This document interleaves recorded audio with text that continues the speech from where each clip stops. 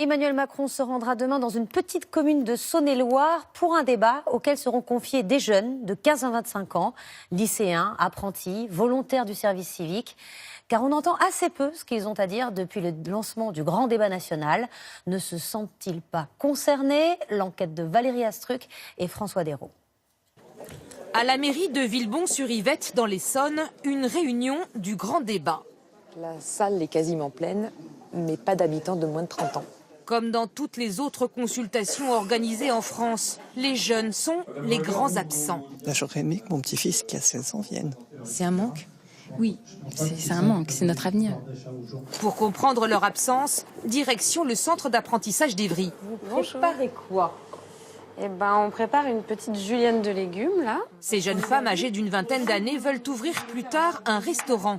Elles ont regardé à la télé les premiers débats. Quand on voit le grand débat, c'est quand même pas hyper drôle ce qui se passe. Ah bon? Je pense que ça reste barbant pour la plupart d'entre nous. Puis on aime bien quand ça va vite. Et là, justement, c'est trop long. C'est quand même assez long. Ces jeunes ne se sentent pas non plus légitimes pour prendre la parole. C'est pas crédible en fait pour nous les jeunes de venir alors que on sait rien. Enfin, on sait pas. Vous avez peur qu'on vous prenne pas au sérieux? Voilà, peut-être. Ouais.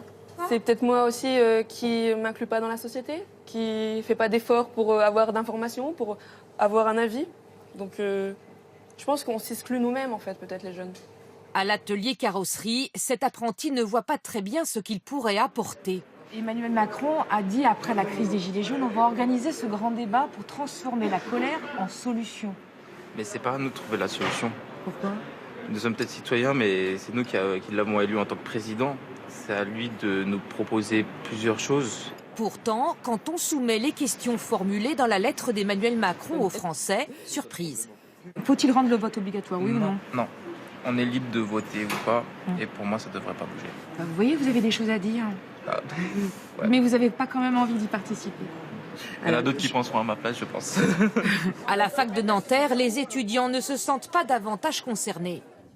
Bonjour. Dans ce local associatif, ces jeunes s'intéressent à l'écologie, mais pas beaucoup aux impôts. Pour l'instant, on ne ressent pas l'enjeu.